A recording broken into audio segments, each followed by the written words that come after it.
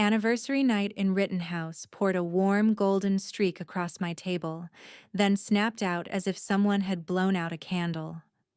My birth mother's heirloom ring, something I guarded like a breath, vanished right between the clink of spoon against glass and the piano lilting softly behind me. Vicky looked me straight on, lips curling. "You were wearing it when you came in. Now it's gone." Bob froze, and my chest felt hollow, like a velvet box flung open. They said I had taken it. But in that bewildered moment, I remembered the jeweler on Walnut Street. He'd once advised me to engrave a serial number inside, so that, if it gets lost, the truth will know the way. And tonight, he walked into the restaurant with an iPad. The hidden camera in his shop had captured exactly who walked out holding that ring. Philadelphia is not gentle with lies, especially when a serial number doesn't lie. I am Mia. I'm telling this story on Revenge and Resolve not to pry open a wound, but to let anyone who has been smeared at a dinner table know this. Some pieces of evidence are silent but faithful. If you're listening, thank you for spending time here, amid all the noise of a city with cold winds but a heart that's anything but. I will take you through that night, from the golden light, the white napkin, to the tap of play that flipped the board right in front of the slanderer. At the end of the video, I'll tell you why I chose forgiveness, and why forgiving does not mean forgetting. If you believe the truth will find its way in the end, stay to the very last second. Hit like, leave a ring comment, and subscribe to the Revenge and Resolve channel. Every one of your clicks is a reminder that we can be falsely accused, but no one stays silenced forever. To reach that play, I had to trace every small breadcrumb, starting with a Sunday morning in South Philly. Sunday in South Philly begins with the radio playing the Eagles game mixed with the smell of gravy bubbling and crushed basil tossed into the pot like a good morning greeting. I open the row house window, breathe in a lungful of Delaware River air, then bike through the Italian market. The cheesemonger calling prices, bunches of herbs tied with thin twine, long loaves lined up like sleeping instruments. I stop at Wawa for a coffee and a bag of soft pretzels, tuck them into my bike basket next to a bundle of sunflowers for my mother's altar. Back home, I open my laptop, tweak a few lines on the Neighborhood Association's event poster, and now and then lift my camera to photograph the ring for keeps. My mother Elena's vintage platinum ring, a small oval face, the inner engraving simply R+E always. In Philly, everything revolves around family and food, meals and memories, the clink of forks on an old wooden table, a hand lightly touching something small that can hold a whole life. My father, Bob, touches the ring every morning out of habit, murmuring, "Morning, Elle," before he pulls the curtains to look at the sky. Since he remarried, the ring has sat in a blue velvet box on the shelf. I ask to wear it only on truly special occasions, both to remember my mother and to tell myself that family can change shape, but love does not. Vicky came to us like a stranger trying to learn from scratch the language of the kitchen and the half-English, half-Italian jokes. I told myself I had to give her a chance. Some days she brought home tiramisu, set it beside the pot of tomato sauce, and smiled thinly. "We'll keep it classy tonight." I nodded. Saw Dad half joke, "Kiddo, no Eagles shirt for Rittenhouse tonight." And the three of us laughed, the laughter rolling down the narrow stairs. But even in those peaceful moments, there were a few tiny scratches. Vicky liked to adjust the placement of my mother's photo, saying, "The light is better here." She emphasized that heirlooms should be in a safe for safety, and often subtly asked about my work schedule, as if she wanted to know where I was at what time. I tried to count to 3 before answering, tried to hear my voice soften, because I knew my heart still had many edges not yet sanded smooth. At noon, While drying white towels, I set my mother's frame on the table and placed the new sunflowers. A patch of light fell on the word always inside the ring and made me smile without thinking. A smile warm as a freshly baked loaf. Philly has days when the sky sinks low and the rain sprinkles like powder. I like to sit on the front stoop watching people pass, listening to the green, white, silver string flags flutter in the wind. Neighbors wave as they go by. The butcher asks if I'll need chicken bones for broth tomorrow. I say, save it for the weekend. Near evening, I try on the dress I plan to wear for the anniversary night. Take out the ring and put it on. The metal cold against my skin, then warming, like a reminder that what's important needs tending, unshowy but enduring. Dad stands in the kitchen doorway looking at me for a while, his eyes damp, but his voice still twisting in that dad way. Elena's girl is all grown up. I step over to hug him, catching the smell of laundry soap and a faint hint of old cigarette smoke he quit long ago. Vicky sets 2 glasses of wine on the table, smiling. Tonight will be beautiful. I want to believe that. I want to believe in a dinner table without squalls, in golden light on white linen, in a ring being able to be just a ring. But Philadelphia taught me something else. This city is so honest that every pretense shows. And before stepping out the door, I took one more photo of the ring to save in the home folder, like keeping one steady breath before the story turned in a way no one expected. I thought the ring was only a memory, until very small things began slipping out of place. In the days that followed, small signs began to touch each other like thin panes of glass, stacking up and warping the image. My mother's ring box, which had always sat at the right corner of the glass cabinet shelf, where the morning sun slid across a streak of dust, was suddenly shifted to the left, right up against the Italian ceramic vase. I knew that spot because every time I cleaned, I put it back exactly there, the way my dad always did. Vicky explained with a thin smile. I was just tidying up. The scent of lemon cleaner drifted through the house, the glass cabinet gleaming as if no fingerprints had ever been there. I wanted to believe I was overly sensitive, but my hand still reflexively touched the wooden edge, where there had once been a small scratch that had now vanished as if it had never existed.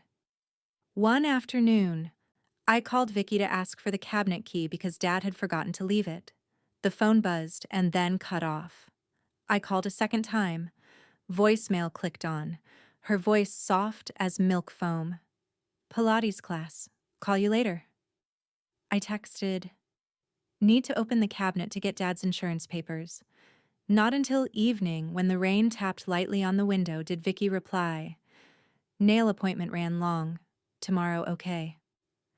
I stood in the kitchen, the radio talking about the Eagles game that weekend, the feeling of waiting stretching like a strand of candy. Dad was paging through old albums then, his eyes shining when he paused at my mother's wedding photo. His hand unconsciously reached for the ring on the shelf, and then drew back, as if afraid to disturb the new order of the house. On Saturday morning, I gathered scrap paper to take to the recycling bin out back. On top was a thick cream envelope, the corner embossed with Rahman and Sons Jewelers Row. I froze, the alleyway blowing up the smell of bread and freshly brewed coffee, while my heart went cold. Jewelers Row does not put flyers in my mailbox. They sell by appointment and reputation, by handshakes and steaming teacups in narrow shops with warm light. I know because I once stopped in for a light polish, and it was Mr. Rahman himself who told me to engrave a serial number inside. If it goes missing, the truth will find its way. I picked up the envelope, lifted the bin lid a little more, and saw shredded paper inside, but no invoice at all. White clean, on purpose. That evening, when Vicky went out to meet a friend, I tidied the understairs closet to look for a roll of ribbon. Her accessory drawer was open by a thin slit. I pulled it out, and the yellow light reflected off a strange ring setting lying in a small plastic box, a stone of cold sparkle, unfamiliar like a gaze that didn't belong to the house. I lifted it, rolled it lightly under the light, a brittle glitter, missing the warmth of platinum cradling the old stone, missing the trace of memory I could recognize even with my eyes closed. No expertise needed. My heart knew, too, that was not my mother's stone. I set it down, closed the drawer as if I'd never opened it, and stepped out onto the stoop to breathe. The night wind slipped through my shirt, the smell of basil still lingering in the kitchen. When Vicky came home, I chose to ask gently, keeping my voice steady. "That's not Mom's stone. Where's the original?" She leaned against the kitchen counter, smirked, her lips painted wine red. "You're seeing things, sweetheart." The answer fell into the kitchen like a spoon striking hard against the tabletop, the clack echoing. I looked into her eyes and saw myself there as nothing more than a careless guest. That night I had trouble sleeping. I thought about the lights in the jewelry shops on the street, about the way people open a box and place in it a small thing that changes a whole life. I thought of Dad, of his habit of touching the ring every morning, of my mother's frame that had been moved a little for better light. And I knew the tiny scratches had lined up into a straight line. The next morning, I biked through the Italian market earlier than usual, went into Wawa for coffee, and sat down to write a very short list in my notebook. 1. Call Rahman. Ask about any services under the name Vicky Bob. 2. Recheck digital photos of the ring. Compare the serial. 3. Talk to Dad. Somewhere quiet. In Philly, if someone tells you, "Don't worry," it's best to verify. I closed the notebook, took a deep breath, and rode back home, ready to hear the truth, whether it came by an invoice, an engraving, or an undeniable look. Philly doesn't hand out flyers about valuables. They let the books lead the way. I biked to Jewelers Row. The next morning, I slipped on a thin raincoat, pedaled through the leftover streaks of water on the street, and turned onto Sansom Street. The blue lights of Jewelers Row cast onto the pavement like a cool streak of ink. The door chime jingled as I pushed the glass door of Rahman and Sons. The warm scent of metal and old suede mixed with the low whir of the polishing machine. Amir looked up, kind eyes behind his glasses, nodding hello, as if he'd already guessed I would return. I pulled out my phone, opened the home folder, and showed him the close-up photo of the ring. Burnished platinum, an oval face, inside the line R+E always, and a small string of numbers like a whisper. Amir set a loop on, tilted the screen under the warm light, and pointed to a tiny mark. The maker's mark of my old friend, a little asterisk tail. And the serial, classic Philadelphia work from 30 years ago. He looked up, speaking slowly.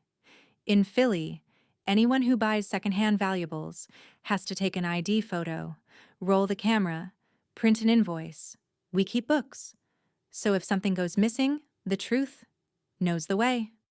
His fingers skimmed the keyboard. An electronic ledger appeared, row by row, dates, times, items, seller names. Amir stopped, his lips pressed into a thin line. There was a transaction yesterday. Seller name, Victoria Russo. Item, platinum ring, engraved R+E always. Serial, matches. My heart lurched, both cold and hot. SFX. The printer hissed softly as he pulled out the invoice. Thick paper, the sensitive information already redacted, leaving only the description line and the time of the transaction. Take a look. Amir set an iPad on the suede tray and pulled up the overhead counter CCTV. On the screen, Vicky appeared clearly in frame, hair neatly in a bun, light-colored coat, hand placing the ring on the felt. She signed quickly, leaned in to hand over her driver's license. The lens caught the reflex glance into the camera. I couldn't help it. I set 2 fingers on the edge of the tray to steady myself. There was no room left for mistake, or you missaw. Inside the ring, the serial and the engraving were the passport. Whatever storms or evasions, they still led back to this very door. Amir lowered his voice. Just enough for me and no one else. We have a policy to hold newly purchased items for a short period for verification. Your ring is in the safe. He turned the key and took out a small velvet box. When the lid popped, the light touched the platinum as if someone had bowed hello. I saw my mother's life glint for a moment. The old wedding photo, her hand tossing pasta. The mornings my father lightly touched the ring's edge and said, "Morning, Elle." I swallowed and looked up. Amir understood, closed the box. I'm not allowed to return it without paperwork yet, but I'll print a copy of the invoice, a capture from the CCTV, and a note to preserve the item as is for the authorities. You should talk to your dad, then call who you need to call. I'll be ready when they come. He printed another page, clipped it neatly, and slid it over to me like handing across a steady heartbeat. Clear, sufficient. Not a word extra. I stepped back onto the street, the misting rain falling lightly as if trying to rinse off the weight that had just settled on my shoulders. Sansom Street still glowed blue, passers-by heads down, a dog tugging its owner as they threaded through small puddles. I leaned my bike against the wall and drew a long breath to fill my lungs with the smell of metal and coffee from the shop next door. What I had in my bag now wasn't just paper. It was a bridge from intuition to truth, from hurt to action. I texted my dad. This afternoon I want to talk at home. I'll bring a few things. Then I looked back at the line in my head. Jewelers Row doesn't drop flyers in my mailbox. They sell by appointment and reputation. And their evidence, bright as the door chime when I walked in. I got on my bike and pedaled slowly toward South Philly, knowing the next stretch would require a steady voice, a hug, and a well-timed play, so that the ring would not only come home, but also give our kitchen back the name engraved inside it. Always. I left the shop with 3 things: an invoice, a frame of footage, and a truth bright enough to set on the kitchen table. In the afternoon, I returned home with a thin yet heavy envelope, copies of the invoice, frame captures from the CCTV, and Amir's note. The kitchen was still warm with the scent of basil from the midday sauce.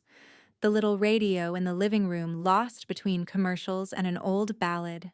I set the envelope on the wooden table, took a deep breath so my voice wouldn't shake. Dad, I need you to look at this. Bob pulled out a chair, his sun-browned hands placed neatly on the tabletop as if waiting for the evening news. I took each item out, laid them down, an invoice clearly printing the description of a platinum ring, the engraving R+E always, the serial number. A CCTV screenshot from the overhead counter angle Vicky bent to sign, handing over her driver's license. A still frame catching the moment the ring rested on the gray felt like a silent confession. The air suddenly thickened and you could hear the wall clock drip each bead of time. Vicky stepped in from the hallway, her soft slippers making no sound, only a trace of perfume pausing behind my back. She glanced over the papers, curled her lip just slightly, then spat out the preloaded answer. She photoshopped it. She's always resented me. The English line was as cold as a freshly poured glass of wine. She looked at my father. You know the kid. She can't stand anyone touching her mother's things. I turned, kept my voice low. Amir has the ledger and the cameras, Dad. The shop holds buy-ins for verification. The ring is in their safe. These are the printed invoice and the frames. No one can Photoshop a serial number that matches the engraving inside. I felt my throat as dry as paper, but my hand stayed neatly on the edge of the photo, steady. Bob looked at me, then at Vicky. Say it ain't true. You sure about what you're doing? He reached for an old baseball season line, as if a single shake of the head could take everything back to a backyard on a summer afternoon. My knees felt loose. Vo. When the person you love wants to believe the easier thing, the heart collapses first. The law comes after. I didn't blame my father for that question. I saw only a husband trying to keep a roof intact though the roof had cracked. Vicky stepped a half pace closer, her voice just properly choked. She took it weeks ago. I told you we should lock it up, remember? She took it, and now she's pinning it on me. The words, weeks ago, were like staples, trying to fasten a warped story in place. I looked straight at her. If I took it, why is there an invoice from yesterday? The seller name is Victoria Russo, and a photo of your driver's license? Vicky turned away, dabbing at dry eyes. Can't you see she's making this up? My father stood up. The chair scraped a long line across the floor. He walked to the window, looked out at the alley where the late sun sliced into thin bands. When he turned back, his voice was so tired I wanted to hold it up. Mia, I need everything to cool down. You, go somewhere for a few days. Let me talk to Vicky. I can't take the two of you fighting in this house. The words go somewhere fell into the kitchen like a sentence light in form, but heavy in weight. I looked around the room that belonged to my memories. My mother's altar, the slightly drooping sunflowers, the white towel I'd hung out to dry in the morning, and understood that, at this moment, I was the extra person in my own home. I nodded, picked up the envelope, stacked each document neatly, slid them into a canvas bag. Vicky tilted her face to avoid my gaze. As I passed, she kept the exact polite distance, as if there had never been an R+E always between us. I stepped out onto the stoop, where the South Philly afternoon stained the old brick red. The wind blew the smell of tomatoes. Kids' shouts from a sidewalk game drifted from the end of the block. I texted Amir. Thank you. Please keep the ring under the hold for verification as discussed. If we need police or a lawyer, I'll come back right away. He replied almost instantly, safe locked, I'll be here. I texted Jada, I need to crash for a few days. She called back, didn't ask why, only asked, pho or pizza?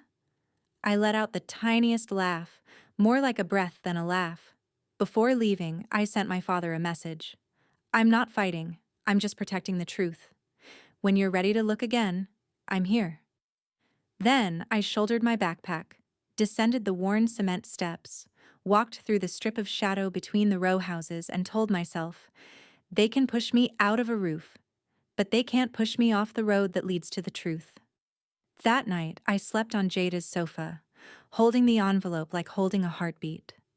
Outside, the river wind kept blowing, and somewhere in the city, a ring still lay quiet in a small safe, waiting for the day it came back to the hand it belonged to. If they push me out of the house, I will step into the proper procedure so the truth can stand on its own. I started the morning by going back to Rahman and Sons, this time not just to find the truth for myself, but to turn it into proper evidence. Amir looked at me, didn't ask much, just nodded when I said, I want to do everything by the book. He noted in the ledger, hold, suspicious transaction, explaining that in Philly, pre-owned valuables are held for a short time for verification, and during that time, the ring will be safe in the vault, intact as when it came in. The doorbell jingled again as a woman walked in, Detective Lynn Nguyen from the City Police Property Unit, her hair in a neat bun, the steady gaze of someone who has seen a lot of mess, but still believes things can be put back in their right place. She opened her notebook, spoke slowly so I could keep up. We will establish a chain of custody from the store to the police. Amir will provide video, invoices, copies of the seller's ID when there's a subpoena. Your part is to recount truthfully what time, who was there, and what the ring is engraved with. I recited R+E always, like reading an old vow, my voice trembling but not breaking. Nguyen nodded. In Pennsylvania, stealing property and selling items you know belong to someone else are both crimes. But more important is ending you being crushed by the wrong story. We need a moment when no one can lie anymore, right in front of the people who believed that lie. We sat around the shop's small round table, 3 cups of hot tea, the invoice printout still smelling of fresh ink, and the iPad showing the overhead camera angle. Amir said he would appear if testimony was needed. Nguyen proposed a gentle but clear approach. Choose my father and Vicky's anniversary dinner at Rittenhouse as the place to present things. A place where everyone is formal, where careless words will go off-key on their own. I don't want to turn my father's dinner into a battlefield, I said. Nguyen shook her head. Not a battlefield, a lit room.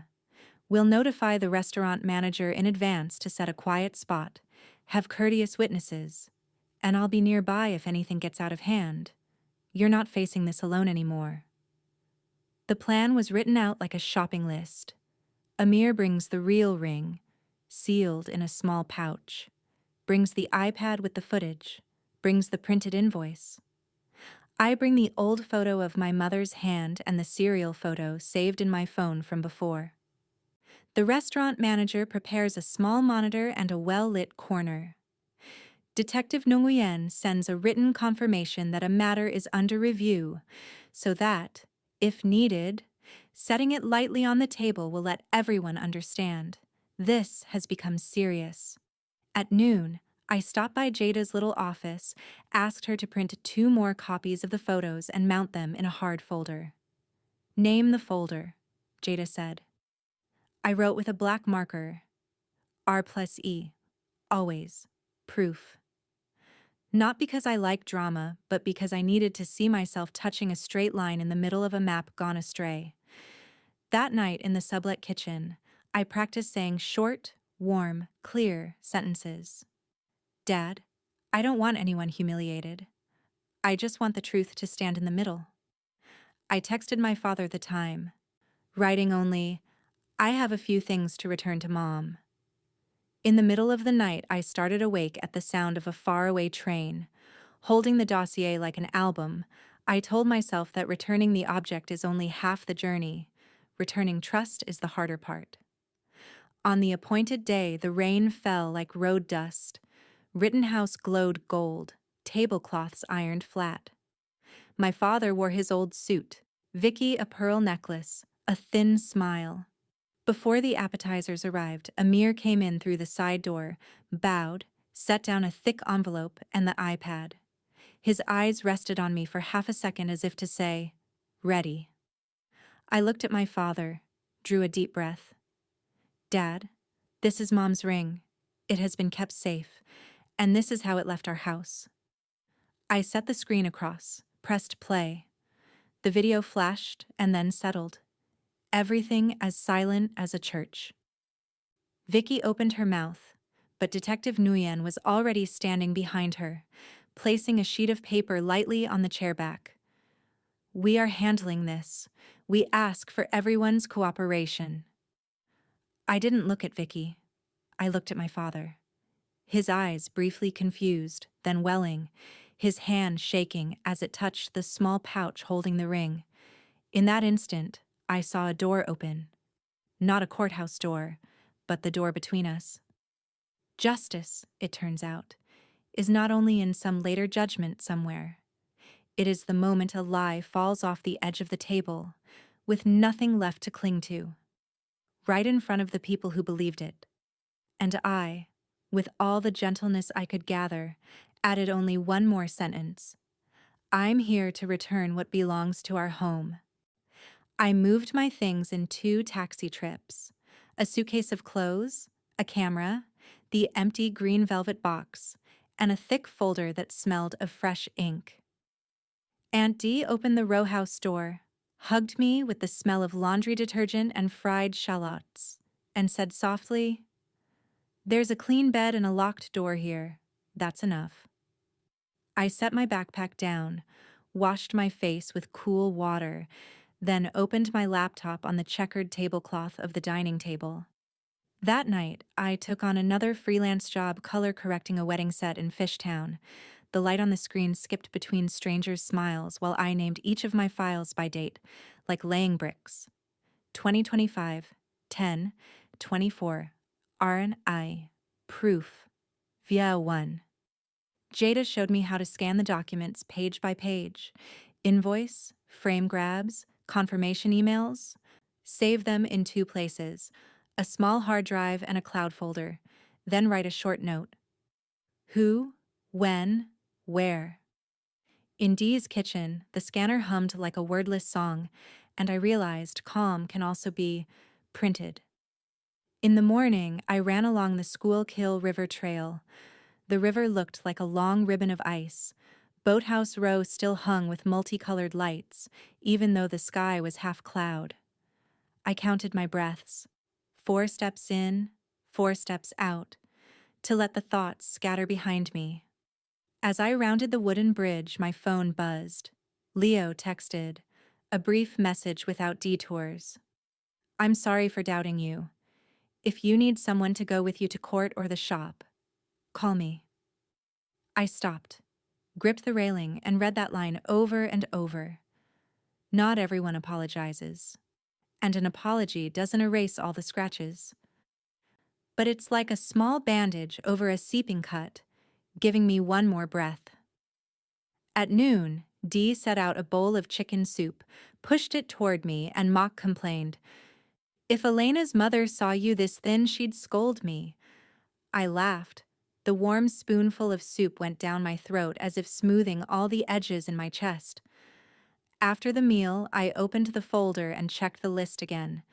The printed invoice from Rahman, the CCTV frames, Detective Nguyen's email confirming the chain of custody, the photos of the ring I had taken before.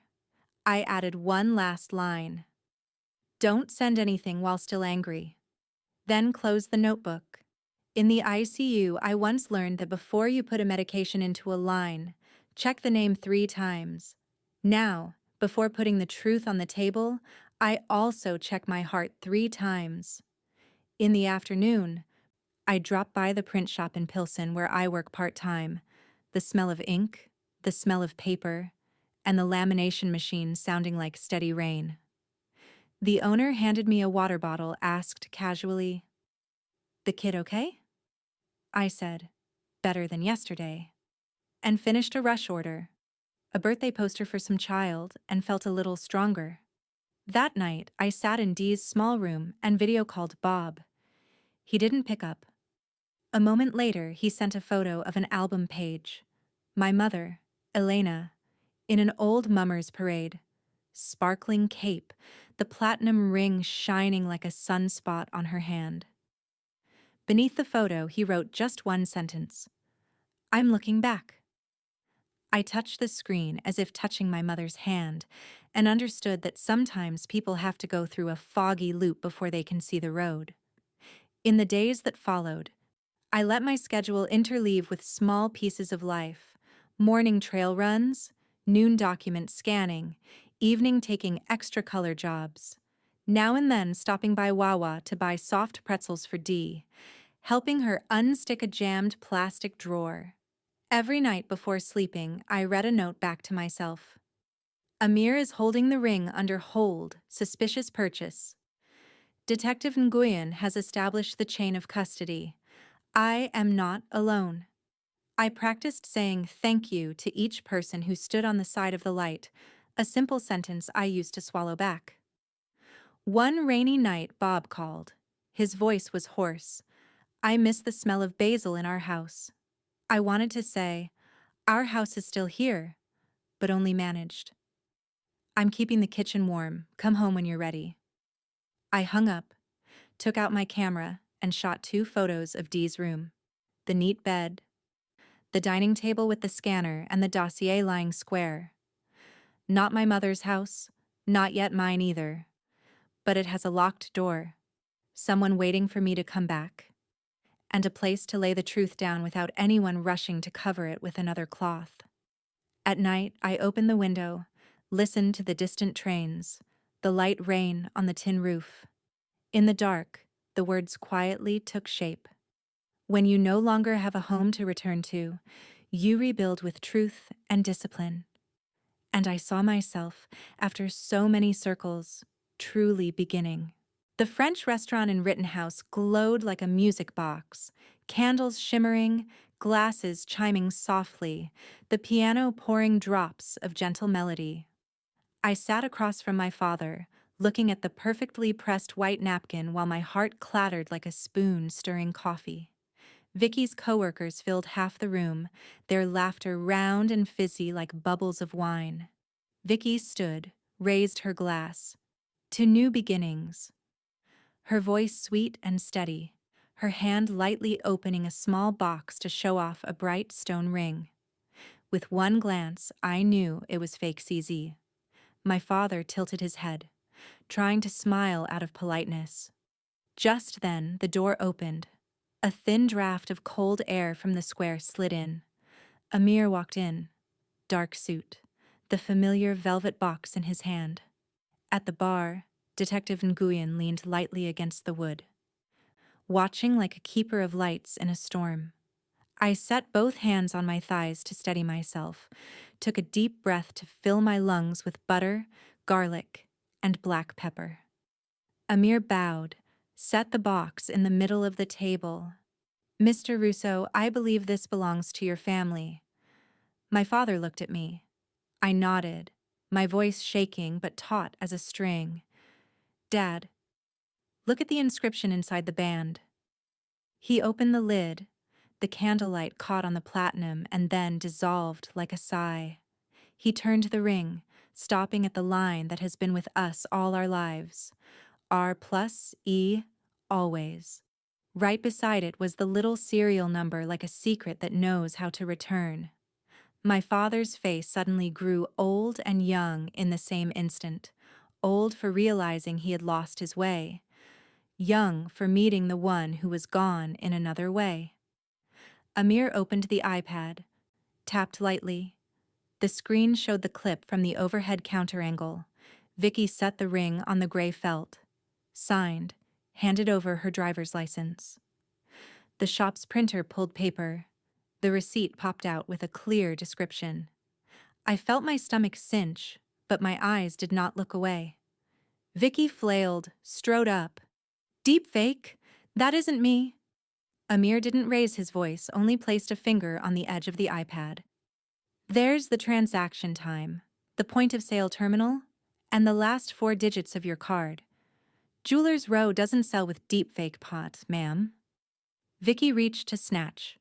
Her wrist grazed the wine glass, and Bordeaux spilled into a red streak on the cloth like a clumsy exclamation point. The dining room rustled. A plate clinked. Someone held their breath. Detective Nguyen stepped forward, calm-voiced. "We are reviewing the matter. I need to verify identities and ask everyone to keep order." She set a stamped document on the table, not to intimidate, only like a latch softly snapped to keep a door from swinging open by itself. My father looked at Vicky, his lips trembling. "Vic, why?" Vicky glanced around as if searching for an exit, her lipstick slightly smudged. "You are going to leave me with nothing. The ring is just a piece of old metal." The words fell harsh into my palm. I saw my father's shoulders dip. Then he placed the ring back in the box very slowly, as if laying a sleeping baby into a cradle. He turned to me, eyes full of water. "I'm sorry." I shook my head. "You don't owe me an apology. I just want Mom to be here in her own way." Vicky started to speak again, but the music had stopped. The faces around the table were held to silence, and the truth, quiet as it was standing in the center, needing no invitation. I turned to Amir, thanked him softly. He nodded, slid the velvet box back toward my father as if handing back a bead of time. Detective Nguyen jotted quickly, asked for copies of the receipt, and said she would reach out formally after dinner. I looked out the window, Rittenhouse Square dark green blue, the leaves trembling slowly. Inside me, the storm that had lasted for weeks suddenly dropped its wind. Some people see only metal. Others can see memory. I closed my eyes for a second, heard clearly the sound of spoons touching plates returning to normal, then opened them and saw my father touching the lid of the box, whispering my mother's name like a small prayer. In Philadelphia, sometimes justice doesn't arrive by gavel. It comes from a line of engraving fine as a hair, and a moment when no one can lie anymore.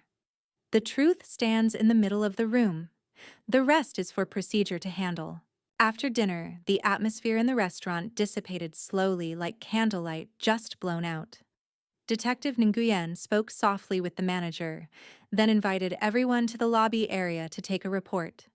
I stood next to my father, listening to the pen glide over paper. Time, place, description of the ring, the serial number matching the engraving, R+E always, the purchase receipt, all recorded neatly. Amir signed the section for handing over copies of the video and documents.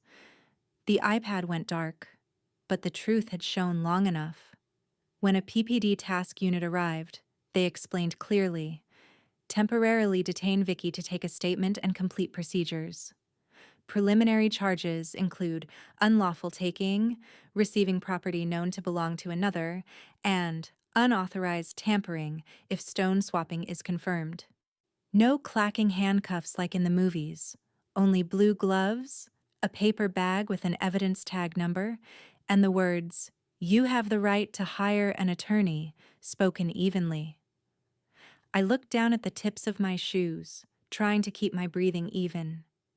In another corner, Amir completed the hold suspicious purchase procedures under the jeweler's row rules. After the police photographed and sealed all items, the shop was permitted to return the ring to our family according to procedure. He placed the velvet box in my father's hands with both of his, a small, courteous gesture, and said, "Congratulations on bringing what belongs to your home." Home? Outside, Rittenhouse Square sparkled with fine rain. My father turned back and hugged me, not the hug of someone who'd won, but of someone who had just untied a very old knot. "I'm sorry, Mia," he said softly. "I chose to believe what was easy to believe." I shook my head. "You chose to believe in peace. I understand." Leo stepped up, looking at me wide-eyed like a child called on in class. I was wrong. I didn't stand by you when you needed." I bent a thin smile.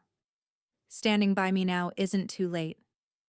We walked toward the car, the velvet box lying in my cloth bag, warmed by the times my father's hand had touched it. When we got home, my father lit a candle before my mother's photo, opened the box, and set the ring on a white cloth. The kitchen fell quiet like a ritual. In the weeks that followed, everything moved by paper and brief appointments. Vicky was out on bond awaiting trial, with an attorney accompanying her. At the preliminary hearing, the prosecutor read a summary of the file: video, receipt, copies of identification, and the shop owner's statement. No one shouted at anyone. There was only the clerk's precise diction and the sound of pages turning. Vicky's attorney negotiated a plea to reduce the sentence. The plea hearing proceeded briskly. Vicky accepted responsibility, committed to fully return the money she had received. The court imposed a suspended sentence with community service hours, required participation in a counseling course on financial management and trust within the family, issued an order forbidding any contact with the ring and other mementos, court costs and fees to be paid by the defendant. On the family side, my father and Vicky executed a post-nuptial agreement to separate finances, every joint and separate asset, every debt delineated, so that from now on no one would use "for the family" as a vague excuse anymore. I did not clap in the courtroom, nor did I feel triumphant.